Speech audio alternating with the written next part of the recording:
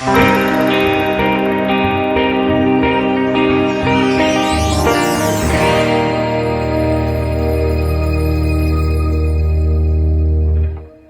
muchísimas gracias nuevamente por acompañarnos. Entonces ahí queda usted pues en buenas manos con un buen auditorio que seguro va a estar lleno de preguntas. Recuerden que las preguntas las resolveremos al final. Muchas gracias a todos y Dixon, muchísimas gracias. Gracias, Diego, a usted. Bueno, buenas tardes a todos de nuevo, para los que apenas se están conectando. Y mi nombre es Dixon Marín López, soy colombiano, actualmente vivo en la Universidad Zamorano aquí en Honduras.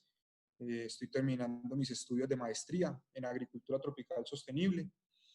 Y mi trabajo de investigación desde hace unos años está enfocado en la estimación de las emisiones y también de la mitigación de gases de efecto invernadero en sistemas de producción ganadera.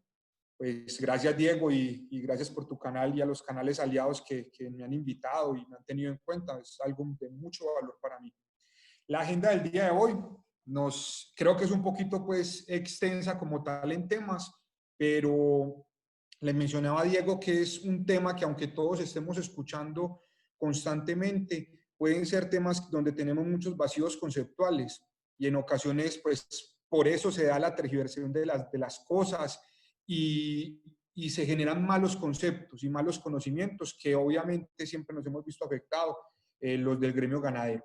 El día de hoy vamos a ver una introducción corta, después los objetivos que tenemos con esta charla, algunas generalidades del cambio climático, vamos a ver un apartado sobre las emisiones de CO2 versus el COVID-19, el impacto del cambio climático sobre la ganadería, las emisiones de gases de efecto invernadero de la ganadería, la importancia de estimar las emisiones de gases de efecto invernadero en nuestros sistemas ganaderos, las principales estrategias de mitigación para sistemas de producción del trópico.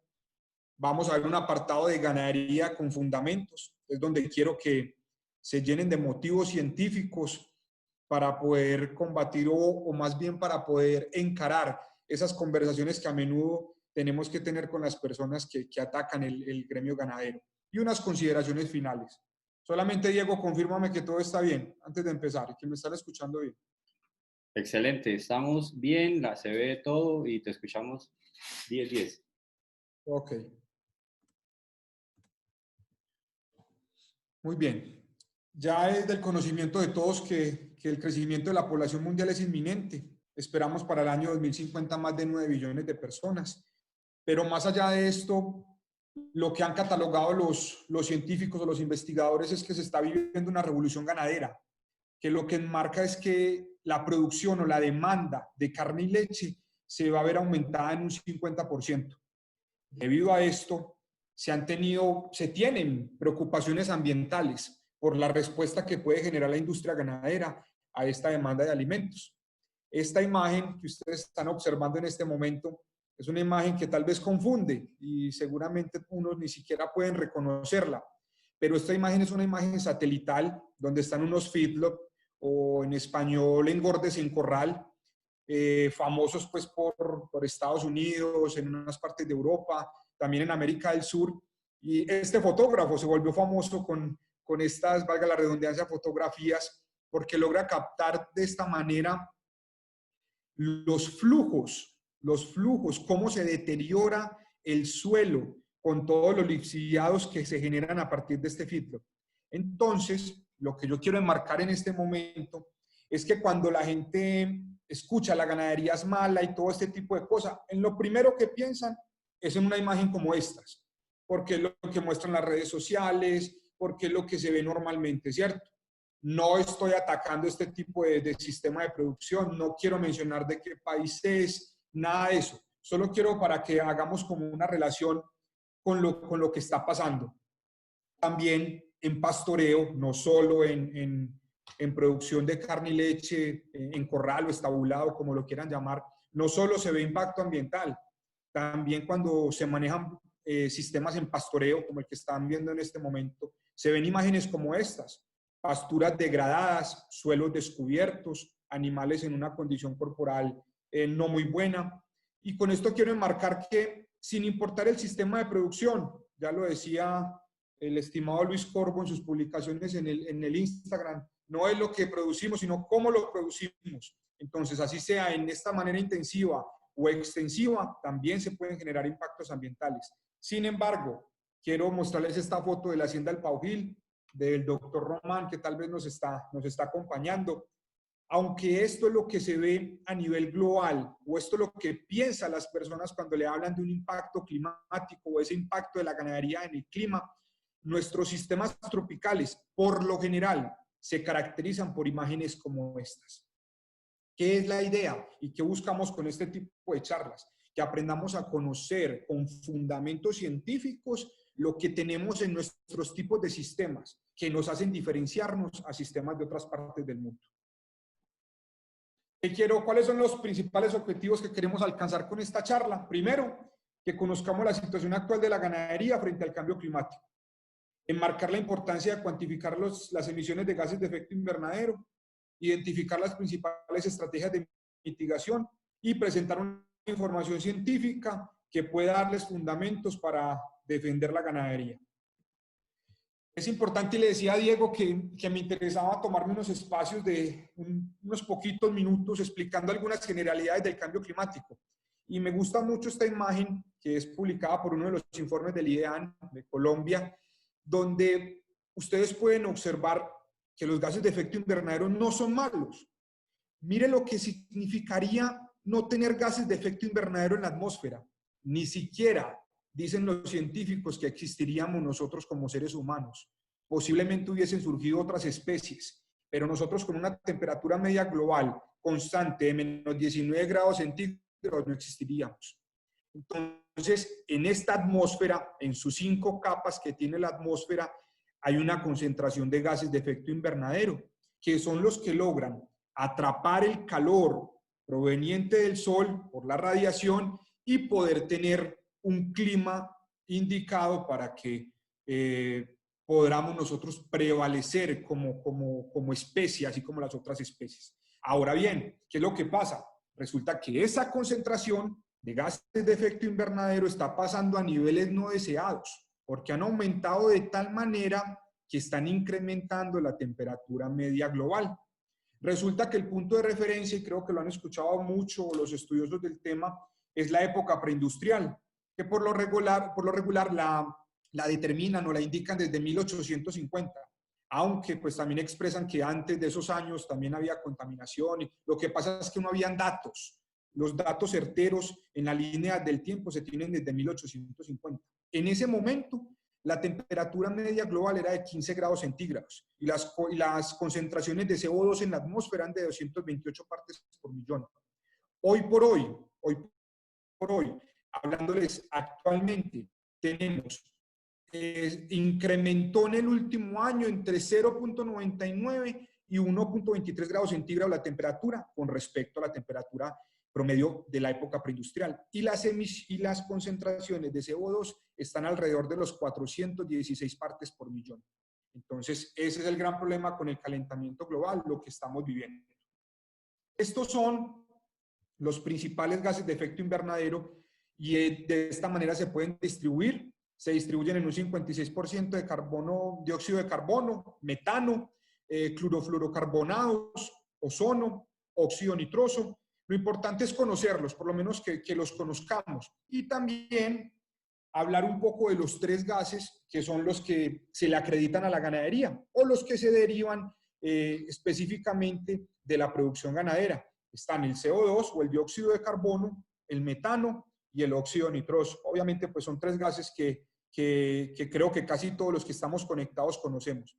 Importante es marcar en este espacio que ustedes pueden ver con regularidad que hablan de CO2 equivalente. Resulta que para poder tener un análisis más fácil, por llamarlo así, un análisis no indicado, porque hay muchas controversias sobre este tema, pero sí de una manera poder utilizar los datos, manejar los datos de una manera más específica, de una manera donde se puedan manipular. El IPCC, que es el panel intergubernamental del cambio climático, propone convertirlos todos a CO2 equivalente. Entonces, cada uno de los gases, diferente al dióxido de carbono, tiene un poder de calentamiento global. Para enmarcarles en este caso, tenemos 28, es el poder de calentamiento global para el metano, y 265 para el óxido nitroso. ¿Qué quiere decir? Que 10 kilogramos de metano son equivalentes a 280 kilogramos de CO2 equivalente, y que 10 kilos de óxido nitroso son equivalentes a 2.650 kilogramos de CO2 equivalente.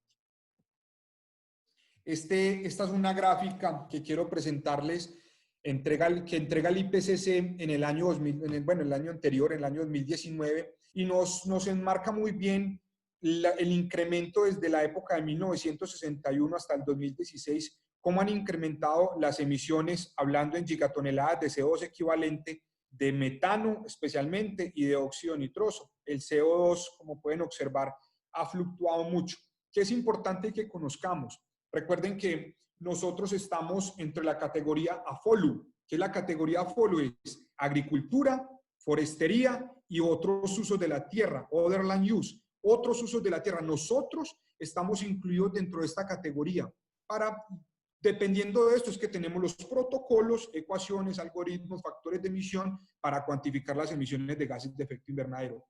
A este sector AFOLU se le acredita el 23% de las emisiones de origen antropogénico, es decir, de las emisiones que generamos nosotros los seres humanos. Y de este 23% de emisiones, el 14.5% se le acredita a la ganadería. Ya vamos para allá. ¿Cómo vamos hasta ahí? ¿Me escuchan bien, Diego? Bien, bien, no, acá yo súper juicioso, poniendo cuidado y aprendiendo, hermano. Muchas gracias. Ok, muy bien. Ahora bien, antes de iniciar hablando de ganadería como tal, creo que es muy importante presentarles este estudio. Ya hoy por hoy, las grandes revistas como esta, como Nature y Climate Change, que es una de las principales revistas pues, pioneras en el cambio climático y de las más respetadas del mundo, en mayo permite la publicación de un estudio bien interesante, donde se evalúa la reducción temporal en las emisiones diarias globales de CO2 durante el confinamiento forzoso en el COVID-19. Y ya lo mencionaba Diego, nos dio un respirito, ¿cierto?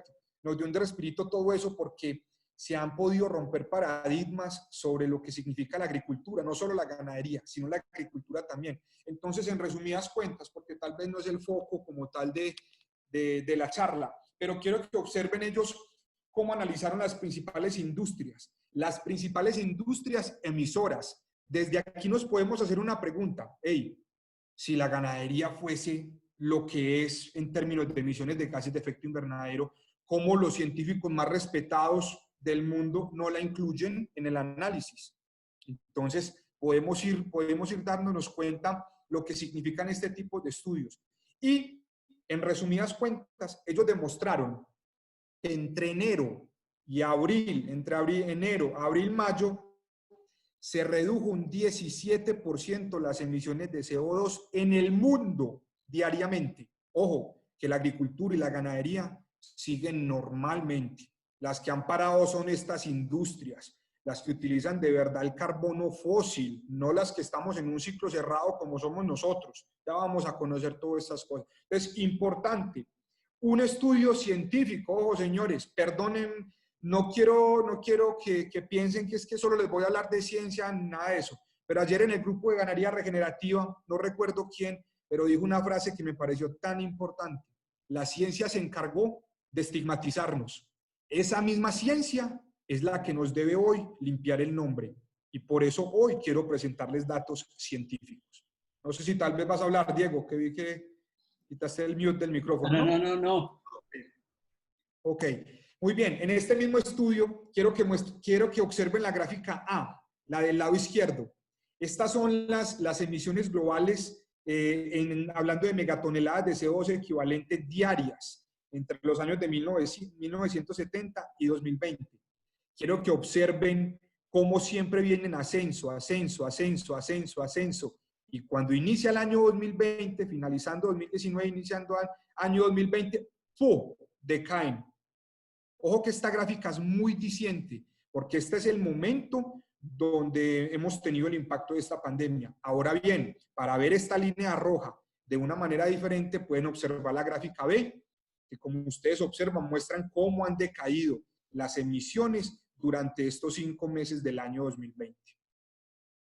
Y en esta gráfica pueden observar la variación o la disminución en las emisiones de CO2 con respecto a las principales industrias. Espectaculares, y yo creo que es de ver para darnos cuenta del impacto que tiene cada industria, cómo la industria del transporte, miren la disminución que tuvo solamente por ese confinamiento forzado.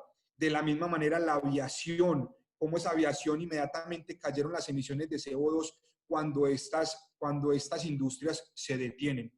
Entonces seguimos haciéndonos la pregunta, ¿será que el problema es de la agricultura? ¿Será que el problema es de la ganadería? Y para terminar esta sección, encontré esta nota, y aunque no está respaldada en una de las revistas pues importantes científicamente, pero me parece muy llamativo el tema. ¿Será que las vacas también estaban en cuarentena? Al final no eran tan responsables del cambio climático, ¿verdad?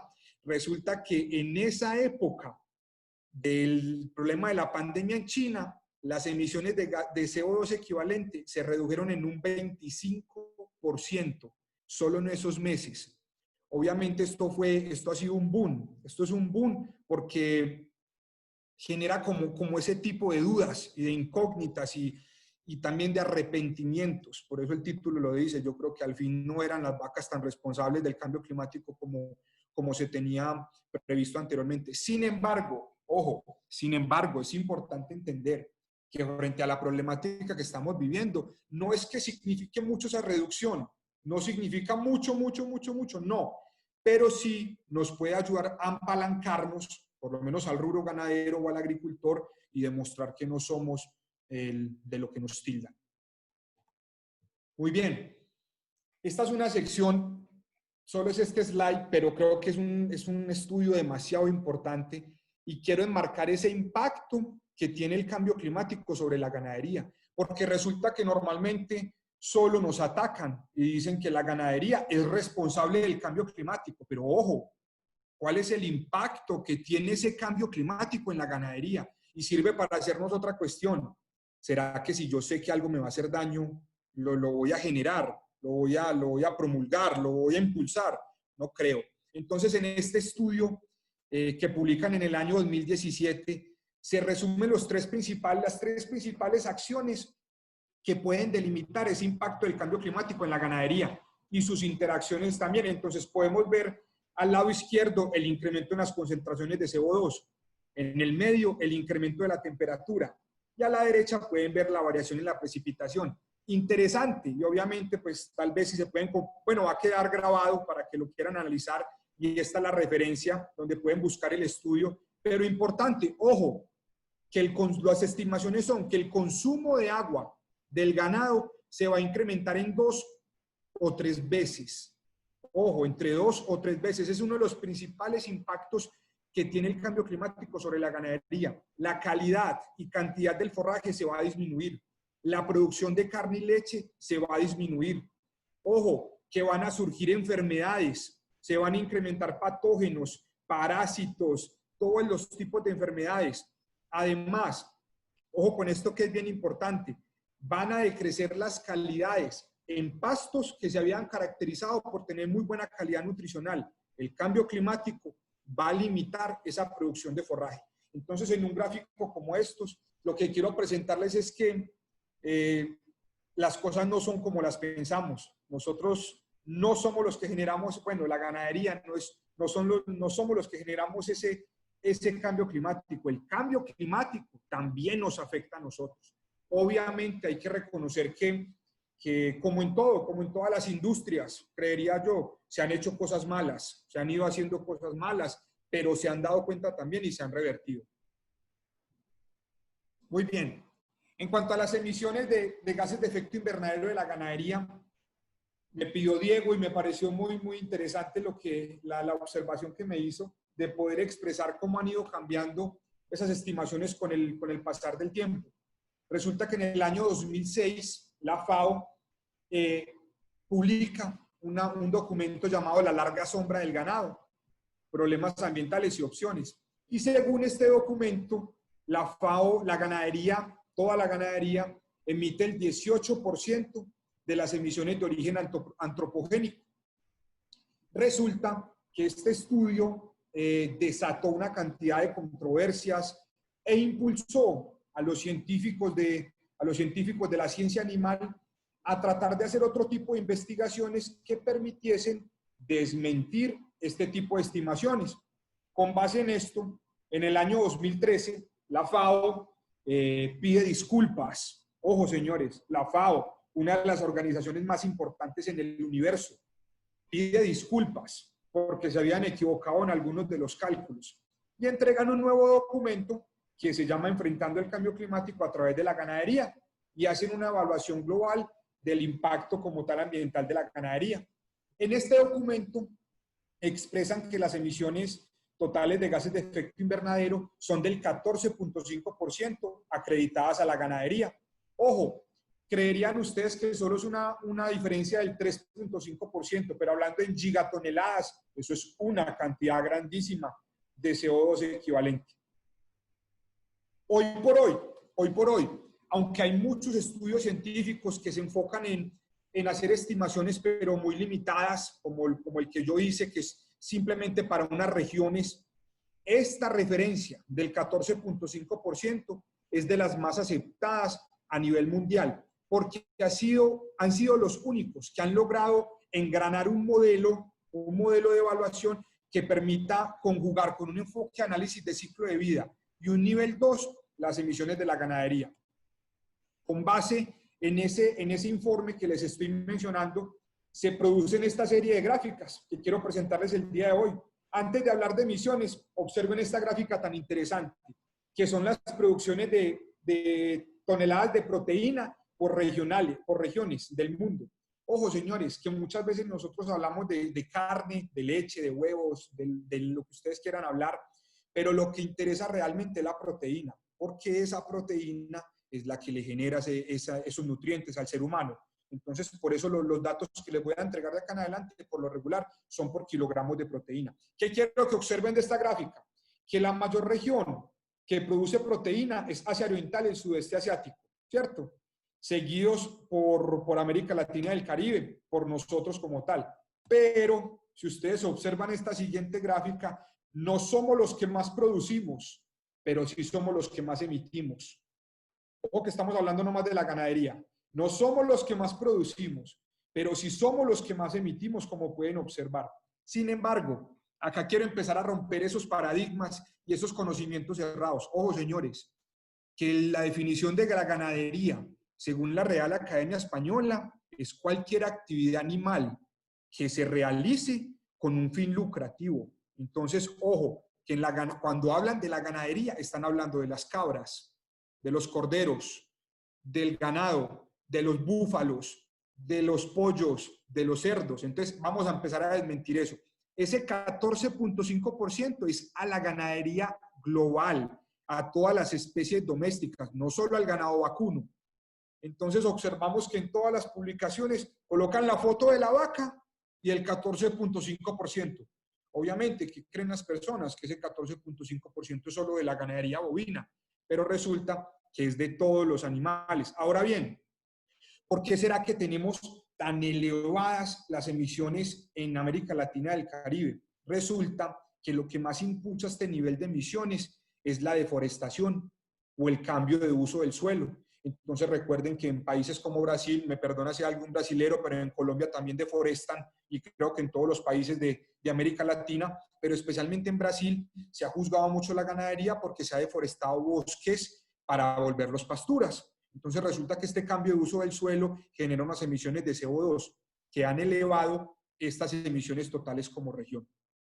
Ahora muy bien, entonces para que tengamos datos claros, y quiero que sean los porcentajes que tengan ustedes hoy en cuenta, al ganado vacuno de carne se le acredita el 5.9% de las emisiones, no el 14.5%, el 5.9%. No estoy diciendo que sea poco, pero vuelvo y les digo, en gigatoneladas son mucho, en una cantidad muy grande de emisiones de gases de efecto invernadero. Y a la ganadería de leche se le acredita el 4.2%. Les había hablado lo de los kilogramos por proteína, entonces solo para que tengamos una idea, para producir 1 kilogramo de proteína a partir de carne de vacuno, el promedio mundial o el promedio global es de 295 kilogramos de CO2 equivalente por cada kilogramo de proteína.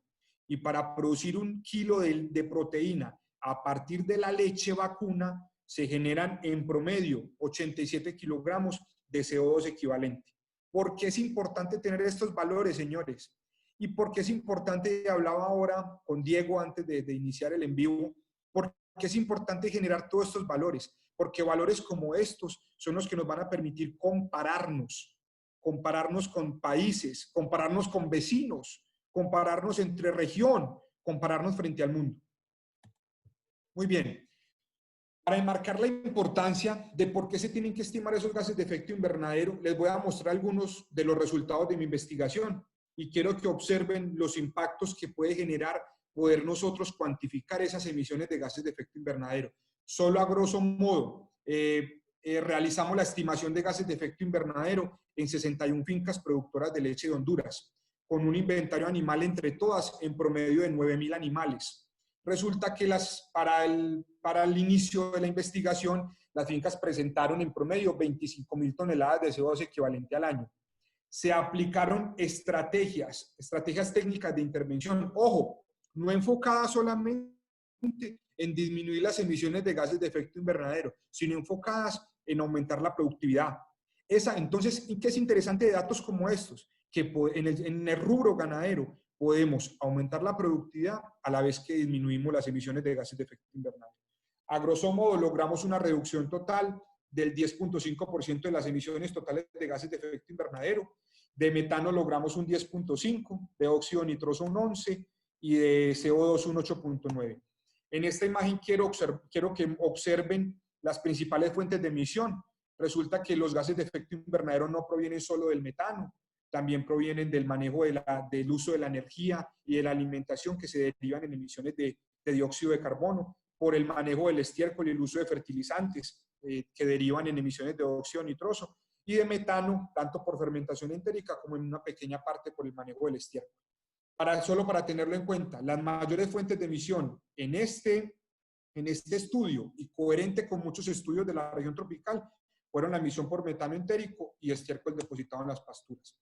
Y solo para que lo tengan en cuenta, volvemos a lo mismo, necesitamos datos para compararnos frente a otros países. En este caso estamos entregando un dato de 76,6 kilogramos de CO2 equivalente por kilogramo de proteína láctea. Nos comparamos con estudios en Nicaragua, Costa Rica, Colombia, Estados Unidos y a nivel global. Lo importante es que dependiendo de esto, señores, si nosotros identificamos que hay un país vecino que ha logrado reducir sus emisiones de gases de efecto invernadero de una manera asombrosa, ¿qué podemos hacer? Copiar modelos, hacer alianzas y todo este tipo de cosas. Entonces, esta es la importancia de poder estimar las emisiones de gases de efecto invernadero, tener puntos de partida para medir de verdad ese impacto ambiental a nivel climático de la ganadería. Ahora bien, vamos a hablar de las estrategias de mitigación. Quiero presentarles, también lo hablaba un poco con Diego antes de iniciar. Estrategias de mitigación de gases de efecto invernadero son muchísimas. Si ustedes revisan literatura, pueden encontrar un sinnúmero de las emisiones, de las estrategias que se utilizan para disminuir las emisiones de gases de efecto invernadero. Aceites de cadena larga, adicionar aditivos, el uso de componentes secundarios como tanín, bueno, una serie de estrategias de mitigación. Pero el día de hoy quiero presentarles 4 que creo que están demostradas científicamente que son muy aplicables a nuestros sistemas tropicales. Pero antes de entrar a hablarles de esas estrategias de mitigación, quiero presentarles este estudio. Este fue un estudio que hizo la doctora Ellen Ross en Australia, con otros, pues una cantidad de científicos de talla mundial, donde evaluaron y dijeron, bueno, necesitamos reducir el uso de la tierra y las emisiones de gases de efecto invernadero. Ahora bien, ¿qué es lo que debemos hacer? ¿Cuáles serían las principales estrategias para poder disminuir eso? Y ojo, señores, miren qué interesante. Si se reduce el desperdicio de alimentos en un 50%, las emisiones de gases de efecto invernadero se reducirían solamente un 9%. Si logramos vencer esas brechas tecnológicas asociadas a la productividad en los sistemas productivos, valga la redundancia, lograríamos reducir un 1% las emisiones de gases de efecto invernadero. Si intensificamos la ganadería, ojo, solo intensificando la ganadería, podríamos reducir un 22% las emisiones de gases de efecto invernadero totales. Ojo que les estoy hablando de una proyección global. Ahora bien, si logramos intensificar la ganadería y modificamos la dieta a dietas saludables, logramos reducir un 46% las emisiones de gases de efecto invernadero. Y si cambiamos las dietas a una dieta proyectada en plantas, solo a base de plantas, lograríamos reducir un 73%. Pero ojo, ojo que los autores son claros y concisos y mencionan que esto es una utopía. Esto sería, es imposible de lograr. Primero, ni siquiera existe la tierra suficiente para que los seres humanos se alimentaran solamente de vegetales. Recuerden que esa cantidad de pastizales que utiliza el ganado a nivel mundial, el 70% de esos pastos o de ese suelo destinado a las pasturas sirve solamente para los pastos. Su estructura, su composición como tal, no sirve para cultivar nada más, sirve para pastos. Entonces, ojo, ojo que esos son los datos que tenemos que tener claros, porque constantemente escuchamos que la ganadería compite con la alimentación humana. Falso. Más del 70% de lo que comen los rumiantes son alimentos que ni siquiera nosotros los seres humanos pudiésemos aprovechar. En este orden de ideas, y acá nos empezamos a meter con los sistemas que nos autores se debe hacer a base de pasto, ya que es indispensable el secuestro de carbono sustancial y continuo, tanto en los suelos o como en la biomasa arbórea, para disminuir las emisiones de gases de efecto invernadero. Y ojo con este dato, señores, el futuro alimentario del mundo depende o necesita acción de todos los frentes: oferta, demanda y residuos. Entonces, ojo, señores, que desde aquí vamos a empezar a hablar de esa oportunidad que tenemos en nuestros sistemas tropicales.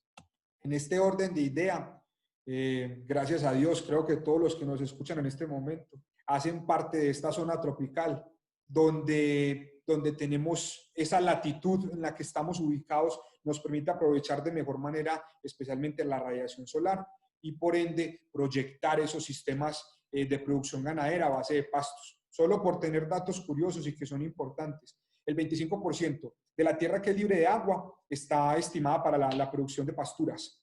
De ese 25%, el 68% está en nuestra zona, son pastos tropicales, y el 32% son templados. Y solo como por dato común, las pasturas están consideradas como el tercer bioma más grande del mundo. Desde acá tenemos que hacernos esa pregunta: ¿las estamos aprovechando de la manera que es? Tenemos los recursos, señores, para producir carne y leche a base de pastos. La primera estrategia de mitigación que quiero presentarles es la gestión del pastoreo. Al inicio, quiero contarles que décadas atrás esto no se veía como una estrategia de las principales para mitigar las emisiones de gases de efecto invernadero, porque pensaban en la productividad, que la productividad no iba a ser la misma quedando concentrados o que teniendo el ganado estabulado, pero resulta que cuando entraron los estudios de balances de carbono especialmente, se dieron cuenta que la ganadería es uno de los sectores que tiene la posibilidad o de los mayores potenciales para mitigar el impacto ambiental. En esta imagen también pueden observar una fotografía de la hacienda El Paujil, del doctor Román, donde se puede observar pues un poco de lo que es la gestión del pastoreo. No quiero hacer énfasis en ninguno de los sistemas. Creo que ya han pasado muchos panelistas, Diego, que han hablado del PUAT, del PRB, de todos los tipos que tenemos para gestionar el pastoreo. Entonces no quiero hacer énfasis en ninguno. Simplemente quiero expresarles que está comprobado, y lo pueden verificar como quieran, el solo hecho de dividir un potrero aumenta productividad y potencializa el secuestro de carbono. Solamente dividiéndolo, sin decir que tiene que ser PUAT o PRB, ningún sistema, solamente haciendo un uso racional de esas praderas, se puede primero ayudar a la regeneración tanto del suelo como de las praderas, y obviamente mejorar tanto los índices productivos y reproductivos. Y ojo con este dato bien interesante que tiene que ver mucho con la ganadería regenerativa, y es algo de lo que más halago de este tipo de sistemas. Se pueden generar servicios ecosistémicos. y ahora vamos a hablar un poco sobre los servicios ecosistémicos, pero en especial ese aumento de la biodiversidad y del secuestro de carbono. Últimamente en las redes sociales he visto mucho cómo suben fotografías en este tipo de sistemas con las garcitas volando, y es bien bonito. O sea, aumenta la biodiversidad en los sistemas. Entonces, ojo, que esta es una de las principales estrategias de mitigación que tenemos en nuestros sistemas tropicales. En este orden de ideas, y quiero que este es un estudio pionero en la ganadería regenerativa, White Oak Pastures, que es una ganadería estadounidense enfocada desde hace muchos años en la producción regenerativa, a manera particular. Ojo que esto no es un estudio científico, pero sí es avalado por Quantis, que es una de las principales empresas en cuanto a la estimación de huella de carbono del mundo, y logran pagan, vuelvo y les digo, esto es un estudio particular, y quieren hacer su huella de carbono, y quieren darse cuenta cómo están ellos en cuanto a emisiones y a remociones o secuestros de gases de efecto invernadero, y miren el resultado tan interesante. Resulta que esta ganadería está por debajo 3.5 del neto total de emisiones. Es decir, señores, solo para resumir este gráfico, esta ganadería, bajo enfoques regenerativos, captura más del carbono del que emite. Y acá es donde tenemos que empezar a hacernos preguntas. ¿Será que vale la pena estabular animales en nuestros sitios? Ojo, por ejemplo, en Honduras, Diego y compañeros que me están escuchando, en Honduras hay unas épocas climáticas muy marcadas. Acá hay un verano tremendo. Entonces, obviamente, la gente tiene que prepararse para esas épocas de invierno de verano, perdón, y en ocasiones tienen que estabular los animales. Pero, sin embargo, también está demostrado que cuando se gestionan las praderas de una manera diferente, son más resilientes. Es decir, soportan todas estas épocas climáticas que se vienen, que cada día son más fuertes, generan más adversidades en nuestros sistemas. Entonces, ojo con esta referencia. Ahora bien, la segunda estrategia de mitigación que quiero presentarles son los sistemas silvopastoriles, muy famosos, muy famosos en todos nuestros sistemas tropicales. Cada día cogen más auge porque se ha demostrado también lo que significa la integración tanto de esa biomasa arbórea como de esa biomasa arbustiva, la leguminosa, las especies forrajeras con las praderas y la interacción del animal. Entonces, obviamente, creo que también han tenido charlas sobre esto, son otras charlas que se pueden preparar sobre sistemas silvopastoriles, pero quiero que hoy la tengan en cuenta porque es una de las principales estrategias de mitigación que se están reconociendo a nivel mundial para nuestros sistemas tropicales. Y ojo, que algo que a mí me parece muy interesante de esta estrategia es que en la mayoría de sistemas productivos donde usted va, siempre ve árboles dispersos en pradera, ve árboles en linderos, ve árboles como cercas vivas y todo este tipo de cosas, pero no lo habíamos contemplado como lo que significan en realidad en cuanto al impacto climático y al bienestar animal. Entonces, hoy por hoy, en nuestros sistemas tropicales, esta es una estrategia pilar. Le mencionaba a Diego que quería presentarles cómo Brasil ha logrado sus sellos de carbono neutro y de carbono bajo en carbono, perdón, de carne baja en carbono. Resulta que ellos, y es el furor hoy por hoy para ellos, y de verdad que a mí me tiene también sorprendido lo que son estos sistemas. Creo que vi en algún momento unas fotos en Colombia, pero no recuerdo de quién, de una persona que está intentando implementar estos sistemas en su finca. En portugués sería integração, lavoura, pecuaria, foresta, pero en español sería integración de cultivos, ganadería y forestería. Entonces, ojo señores, Embrapa, que es una de las instituciones pioneras a nivel global en cuanto a la investigación agrícola, logró patentar este tipo de sistemas y logró demostrar cómo bajo estos sistemas las emisiones son neutras, señores. Y le decía a Diego, hoy por hoy, Brasil, con estos sellos que tiene, se da el lujo de escoger a quién le vende en la Unión Europea, porque esto es lo que están pidiendo los consumidores. Y ojo, señores, que esa puede ser otra oportunidad que nos deja el COVID. Hoy por hoy el consumidor está cambiando. Nosotros como consumidores estamos cambiando ese chip que teníamos solamente de consumir, consumir y consumir. Ahora queremos saber de dónde provienen nuestros alimentos. Entonces, solo en resumidas cuentas, este es un sistema donde primero se siembran los árboles. obviamente unas distancias determinadas, que les voy a dejar una referencia para que a los que les interese, para que la puedan leer y se puedan como enterar un poco más sobre lo que significa esta actividad. Entonces, se siembran árboles, se establecen cultivos, donde ustedes están viendo en las praderas, y a la vez se establecen las praderas.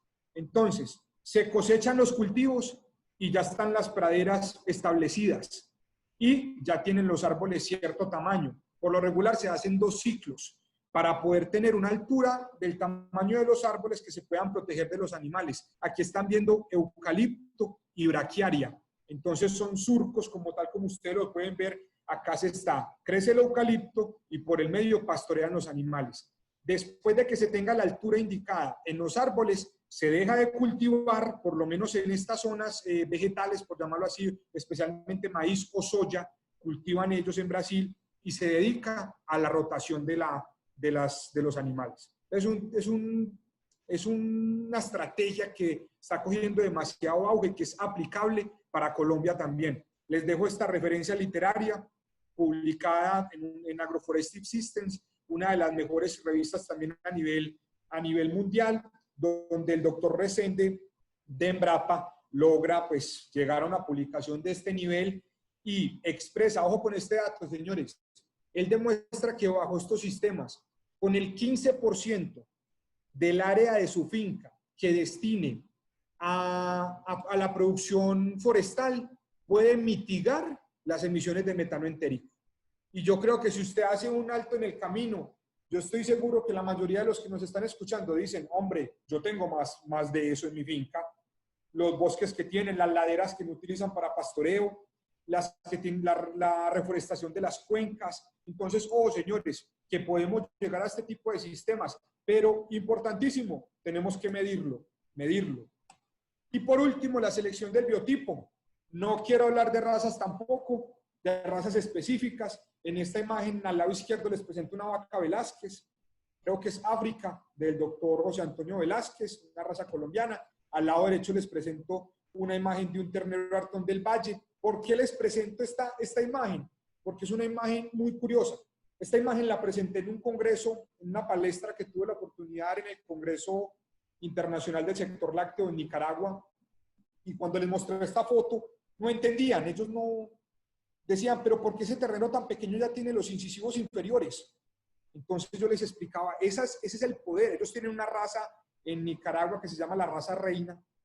Y yo les quería marcar a ellos el poder que podemos tener en esas razas autóctonas o en esas razas adaptadas o tropicalizadas, como lo quieran llamar. Ojo, señores, que una raza como estas nos permite no ser más productivos en cuanto comparados con una Holstein, no, pero sí ser más resilientes y por lo menos sostener producciones durante todo un año, sin importar o sin influir demasiado esas épocas tan fuertes que tenemos en el invierno, en la época seca. Entonces, no quiero hablar de una raza en específica, solo lo coloqué por ilustrar, pero ojo, que cada día tiene más auge esta estrategia de mitigación de la selección de un biotipo indicado para sus sistemas productivos. Recuerden que se tiene que elegir el biotipo a las condiciones de la finca. ¿Listo? No se tiene que modificar la finca para adaptar un biotipo. Y ya decía el amigo Alejandro Villegas, aclimatar vale mucho dinero. Por eso es mejor tener biotipos adaptados. Aclimatados cuesta mucho dinero. ¿Cómo vamos, Diego? ¿Cómo vamos? Hola, Dixon. No, acá supremamente entretenido. Ya, hermanos, mucha información. A todos los que nos están escuchando, ¿cómo vamos? Pongan ahí un 10 en el chat para ver que todavía están ahí. Un 10 para nuestro panelista. Mientras Okay, sigue. ya vamos a entrar a esa sección que todos estaban esperando. Ya entramos prácticamente a la sección final. Ok, quiero presentarles en estos slides hacia adelante lo que les hablaba de esos fundamentos que tenemos que tener científicos para poder abordar conversaciones, para no solo decir, no, es que la ganadería es muy hermosa, es que mis abuelos llevan haciendo ganadería 80 años y yo la amo y yo sé que la ganadería es buena, ¿cierto? Y ellos llegan y nos sacan a nosotros datos. No, pero es que mire que la ganadería esto, mire que esto. Entonces, llenémonos de datos Llenémonos de fundamentos para poder tener conversaciones tranquilas y respetuosas. Ojo con esta imagen, señores. Resulta que Estados Unidos es uno de los mayores emisores de gases de efecto invernadero del mundo. Y aparte de todo, se retiró del Acuerdo de París, que bueno, es otro tema, pues. El Acuerdo de París es un acuerdo donde los países interesados en disminuir el impacto ambiental hacen unas contribuciones nacionales determinadas y presentan y dicen, mire, yo me comprometo a reducir tanto los gases de efecto invernadero de mi país. Por ejemplo, por hablar algo, Honduras tiene el compromiso para el 2030 de reducir el 15% de sus emisiones de gases de efecto invernadero.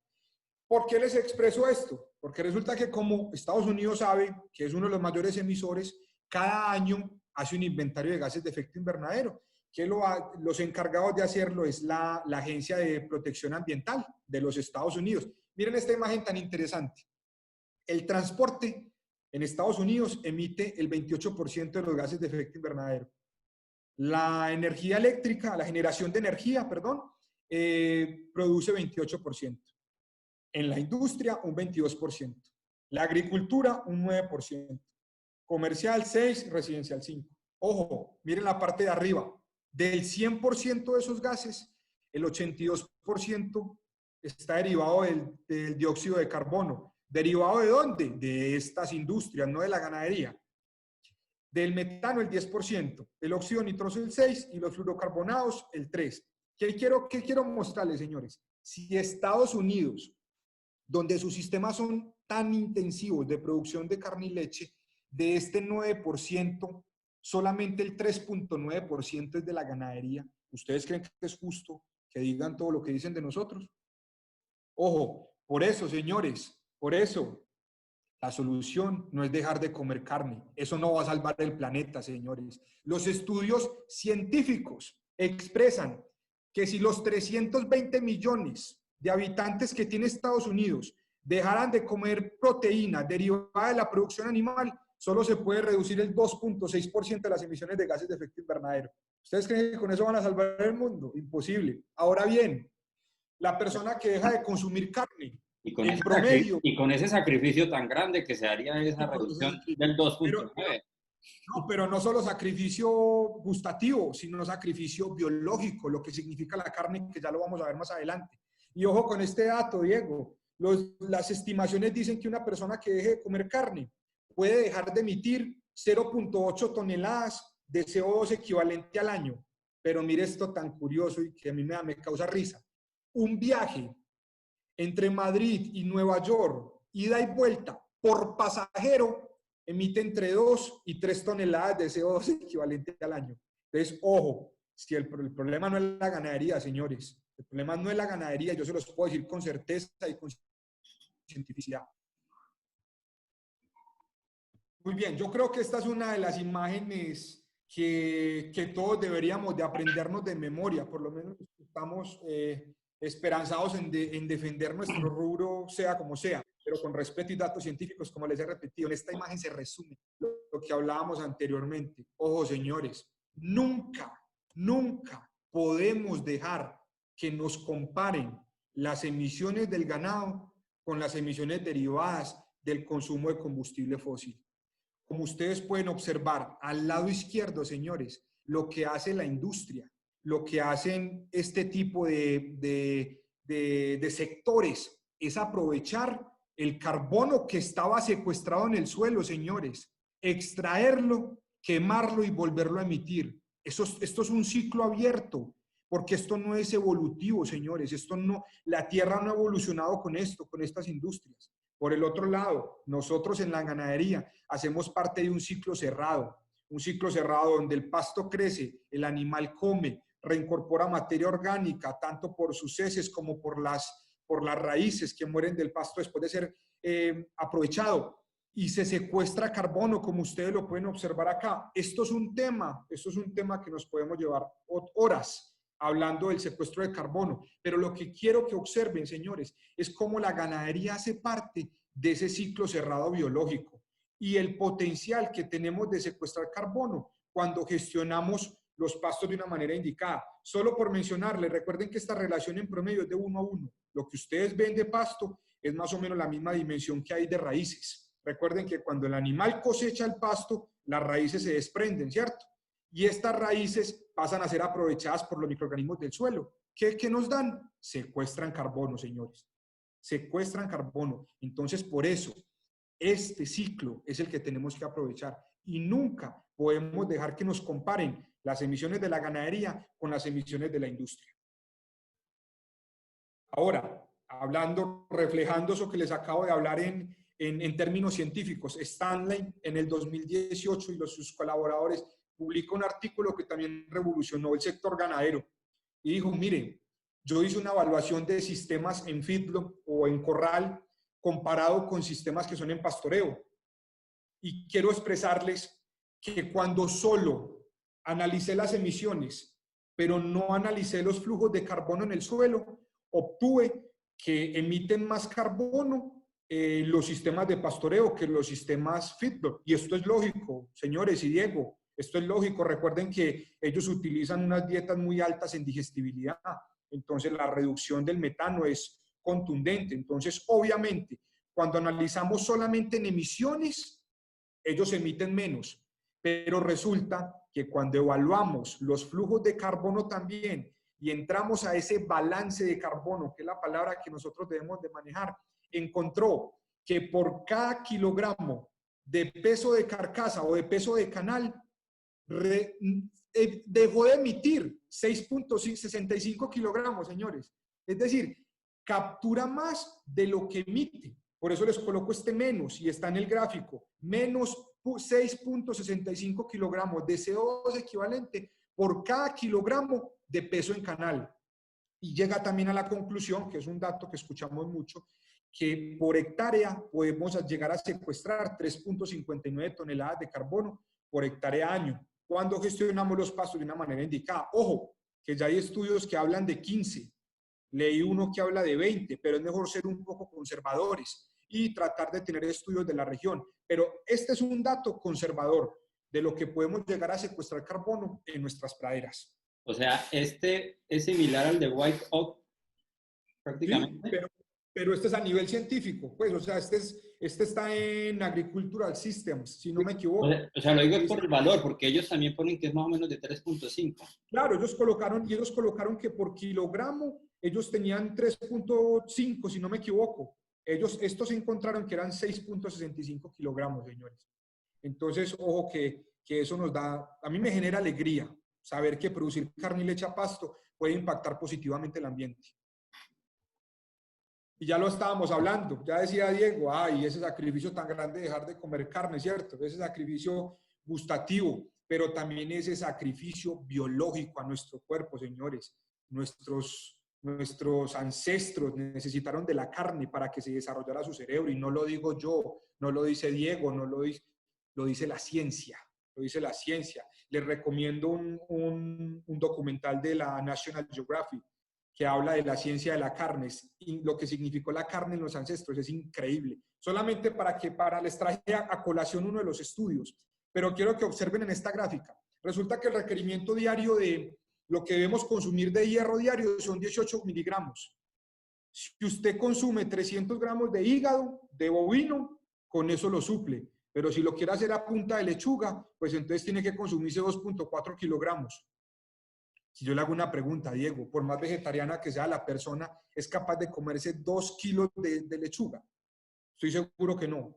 Estoy seguro que no. Entonces quiero que observen este tipo de estudios, lo que significa el valor biológico que tiene la proteína contenida en la carne y en la leche.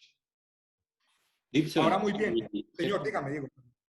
Y no solamente la cantidad, sino qué tanto también CO2 puede llegar a producir de manera industrial, o sea, agroindustrial sacar, o sea, es algo que de pronto no se ha metido en la cabeza y es cómo se está produciendo, porque dicen, no, es que yo ya dejé de comer carne, pero resulta que lo que está produciendo también, o sea, lo que está comiendo ahora, tiene unos procesos de producción supremamente altos en cuanto al CO2 que produce.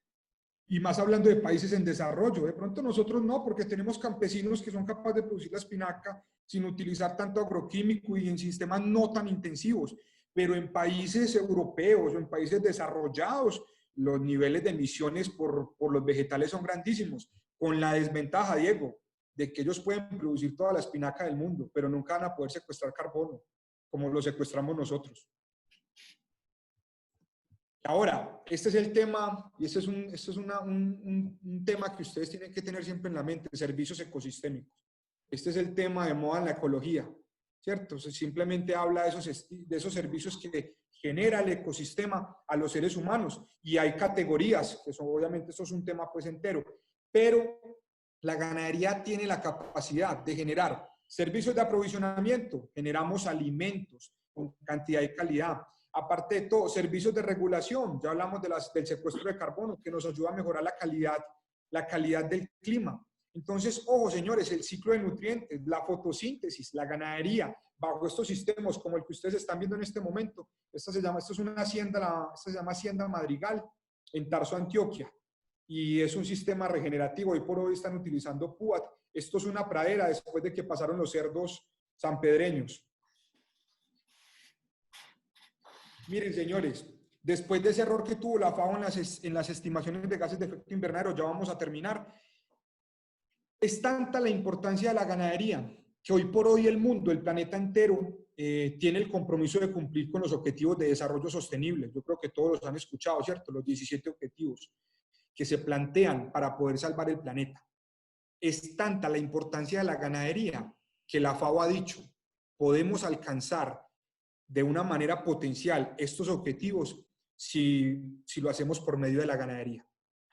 Y en este texto, por eso les dejo la referencia, es un texto largo, son casi 350 páginas, pero enmarca lo que significa, por decir en el África, un vaso de leche para un niño, Diego.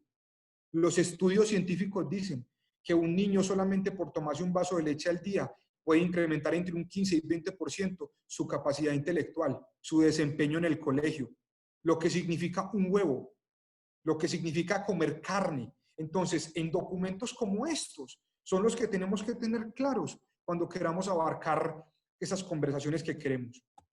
Y solamente para terminar que ya hablé mucho, esta es la proyección, una proyección que se hizo de los veganos, de los vegetarianos y veganos. Ojo, señores, con todo el respeto del mundo, si me está escuchando un vegetariano o una persona vegana, de mi parte los admiro, y no lo digo irónicamente, porque yo no sé cómo hacen, yo los admiro, de verdad que yo los admiro y los respeto, no tengo absolutamente nada contra ustedes, pero es importante que conozcamos esto. En Estados Unidos hay 320 millones de personas, de habitantes. El 88% nunca ha sido vegetariano ni vegano. El 10% fue, pero se retiró.